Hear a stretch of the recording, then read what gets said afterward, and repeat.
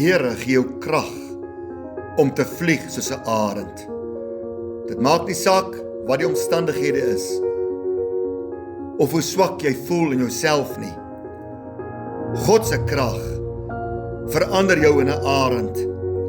Jesaja 40 vers 31 sê, jy sal opvaar met vleuels van arende, ten spyte van ontmoediging, ten spyte van teleurstelling.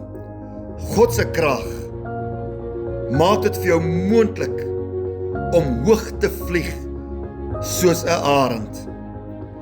God roep jou na die hoogtes in elke aspek van jou lewe. Mik hoog, vlieg hoog. Arende het fantastiese visie. Hulle kan baie ver sien.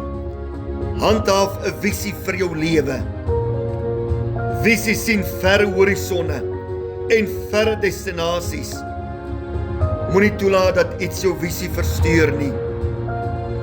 'n Arend haal ook nie sy oë af van sy prooi nie. Wees doelgerig. Berei jouself voor om elke oogmerk te bereik wat jy vir jouself gestel het. Arend is ook dapper en vreesloos. Die arend veg vir sy gebied en hy veg vir sy posisie. Die arend sy stap nie obstruksies of probleme nie. Kyk jou struikelblokke in die oog.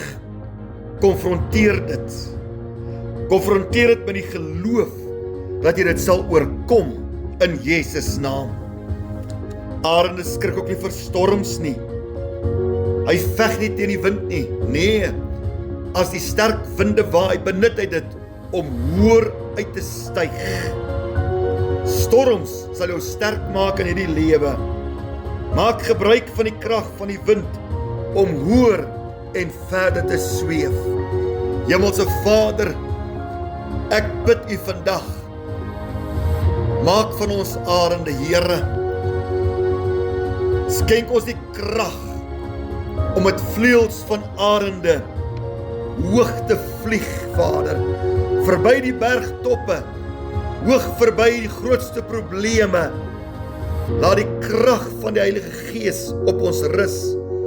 Rus U ons toe, Here, om lewensideale te bereik met die krag van arende in Jesus naam. Dankie, Here.